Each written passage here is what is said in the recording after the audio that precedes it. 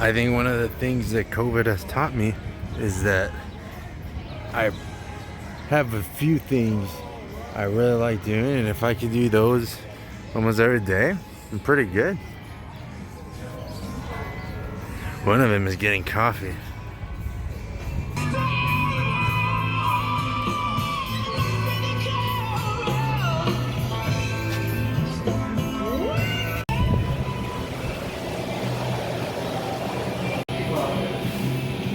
Next week's Thanksgiving, you already got the Christmas stuff out.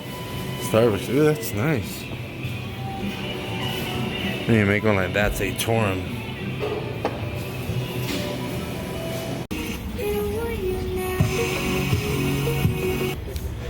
I was gonna sit at the Starbucks, and I was like, nah, it's a really nice day. I should sit up at the pier, or somewhere on the pier.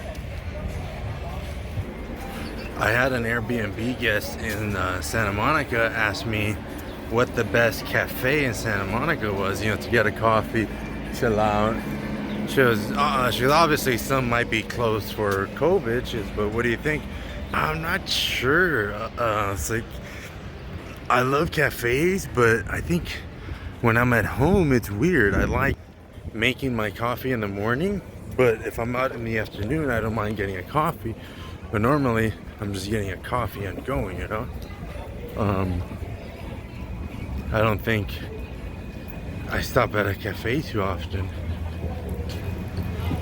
Obviously, if I'm in a different town, I kind of check them out more and I end up staying and chilling out at some, but no. I'll stay in Santa Monica. I know there was one that's called Local or Local, but I'm not sure if it's still open. It was like on Pico and Cloverfield, I think.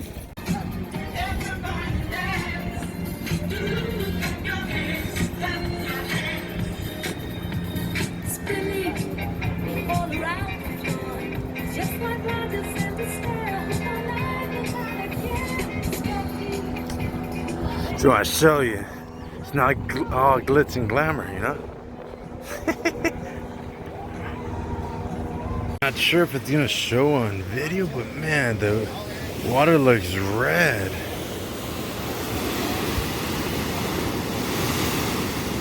Oh, that's strange. I wonder why.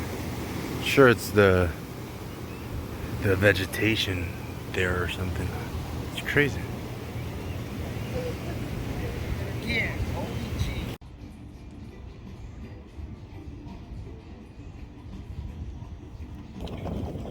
I was watching these video clips on freaking Bitcoin and what it's doing lately. It's been on a tear.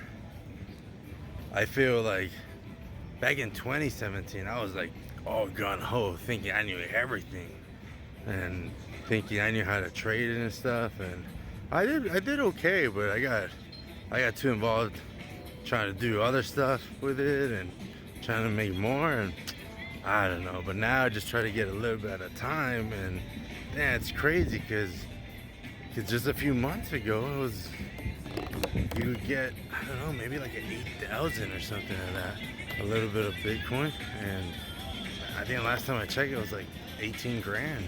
Crazy. I don't think it'll probably stay there. Probably go down a little bit, go up, down, up.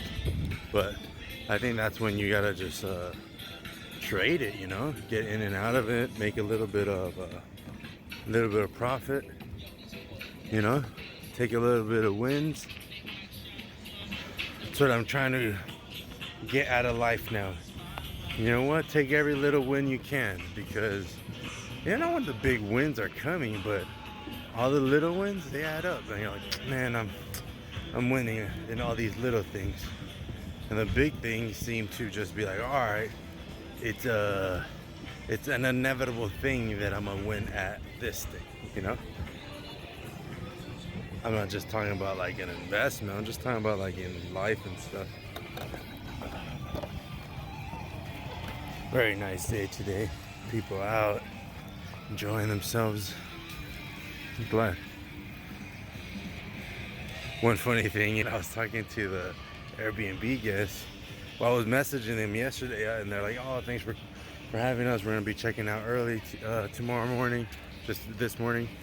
Yeah, for sure. You know, I'm glad you guys got away for a little bit, got a little vacation in the midst of the pandemic, because I think everyone deserves a little break, especially today. You know, change of scenery, change of pace, change of environment. For some people, change of weather. It gives you a new perspective for even just, I don't know, even if it was 2-3 days, just changes what you're seeing and what your mind's absorbing. And I'm telling you, it just resets you. And I don't know, I like that a lot.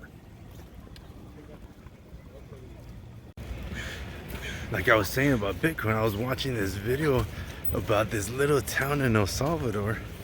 You know, that's where my family's from, and man, they've set up a whole little community that uses Bitcoin.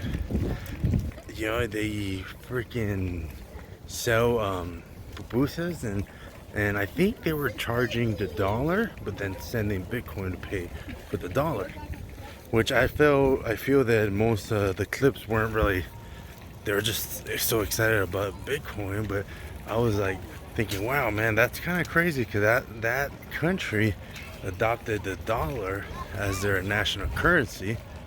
And then for a small community, I think it's a very small community. I think it's only like maybe like 20 families in the community, and the goal was to get it up to like 50 families in the community, and then next year up to 100 families in the community. But if you're thinking 3-4 people per family, you know, that's in 2 years 400 or 500 people just in one location using a Bitcoin back and forth. And the crazy thing for me is I don't think we think about it too much. Like I was explaining to one of my buddies, is that when I like fucking around with Bitcoin, as in like sometimes I like buying like $1, $2 worth, you know, and just saying, that's $1 I put away, and maybe it'll be $50 in the future, be $5 in the future, something, right? So something more than $1 worth. And I was telling my buddy, I go, and we forget that $1 is pretty strong in some other countries. You know, it buys a lot more other countries than it does here. As I span out and just read this list that puts Santa Monica as one of the most expensive zip codes in the country. I think it was like number 3, man. But it was to buy, obviously, you know, to try to buy a house, you know, like a single family dwelling is gonna be like almost $4 million.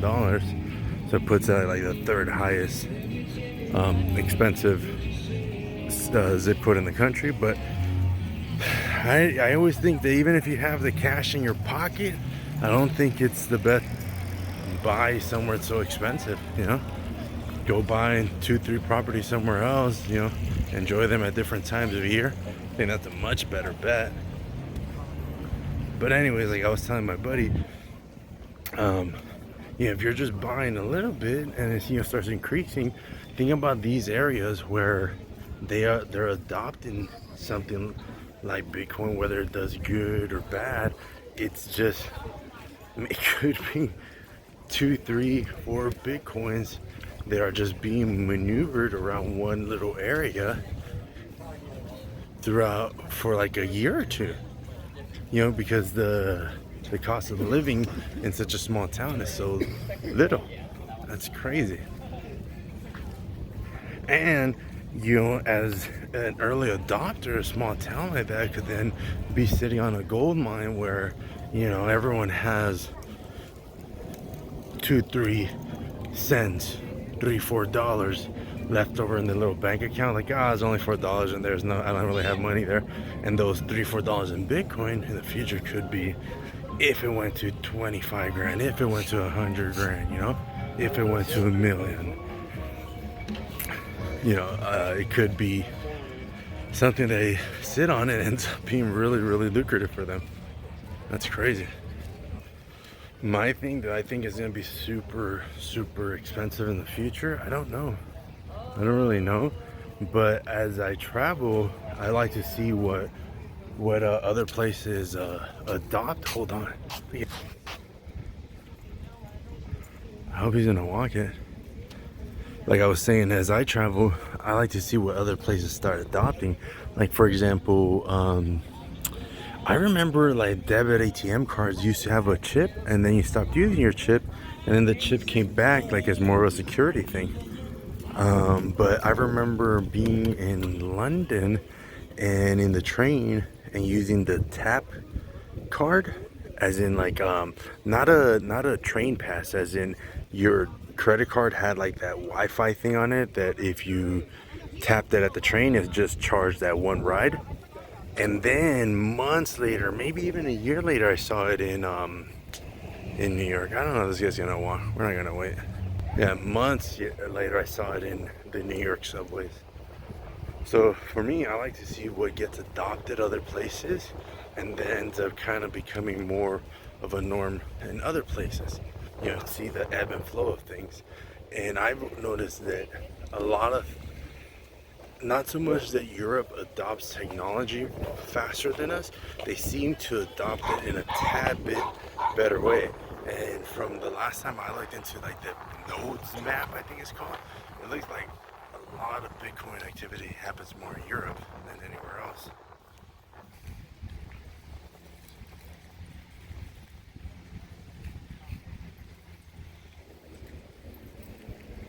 Oh, yeah, that's cool. Where you rent those? How much that is? I think like 40 bucks for a few hours or something.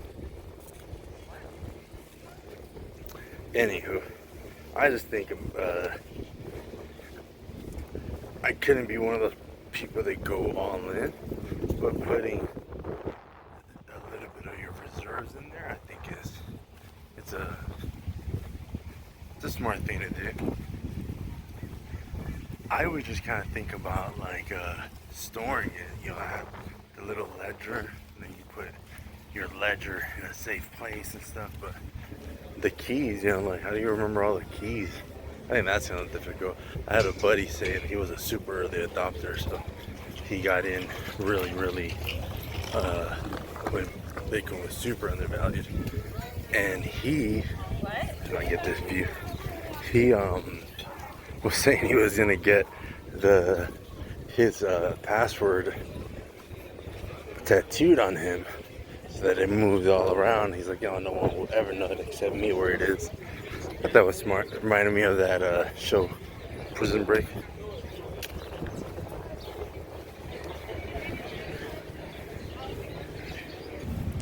This is a funny thing.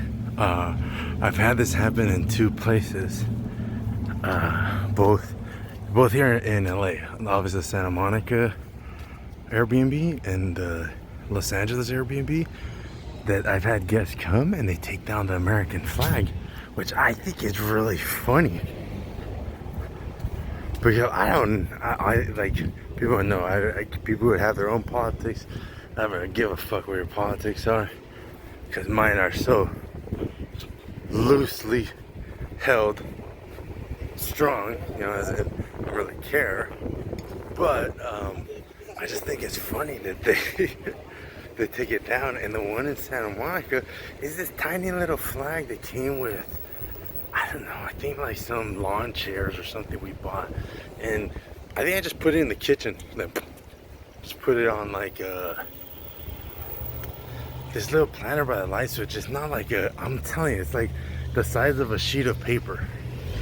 But it's not like flat, like against the wall. It's just a normal little flag on a little wooden stick. And when I came, I had seen that they had taken it down and just put it down. I would assume, because I'm not trying to be an asshole, they would grab the flag and then just be like, oh, you know, taking a picture with it or something, and then I put it back. That's what I assumed. I didn't assume that someone would walk in and then just be really offended. I don't know, I thought it was very funny. The funny thing is, this is the same Airbnb guest that I couldn't tell him a good cafe I remember there's this good one down on Main Street. What do they call it? Dogtown Cafe over here. And yeah, I forgot about that one. They can totally check that out. But I haven't been there since it's outside. Oh, okay. Yeah. For me, yeah. For me, the coffee's okay. I think it's a little overpriced because they're on Main Street, so that's why I don't like going there. But I'm more of a, where's the Starbucks? Not because I like Starbucks in particular and shit like that, but I think about like, as you guys not paying attention.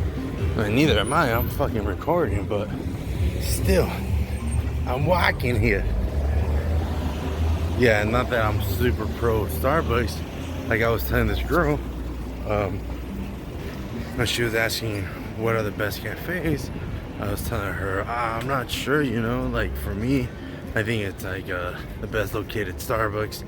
And she's like, oh, you know, I'm very anti-Starbucks, you know, I don't want corporate coffee. I was like, no, I get that.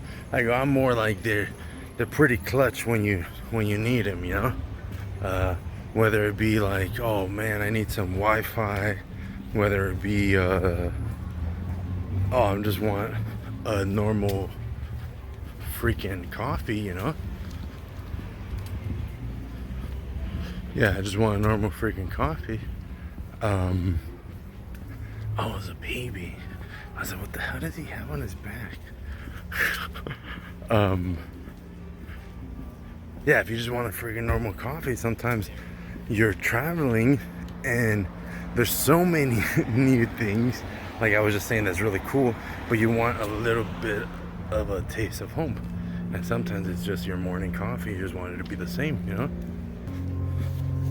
So I think Starbucks should sponsor me going around the country and the world trying out the coffee, making sure it tastes pretty good so that people shop there.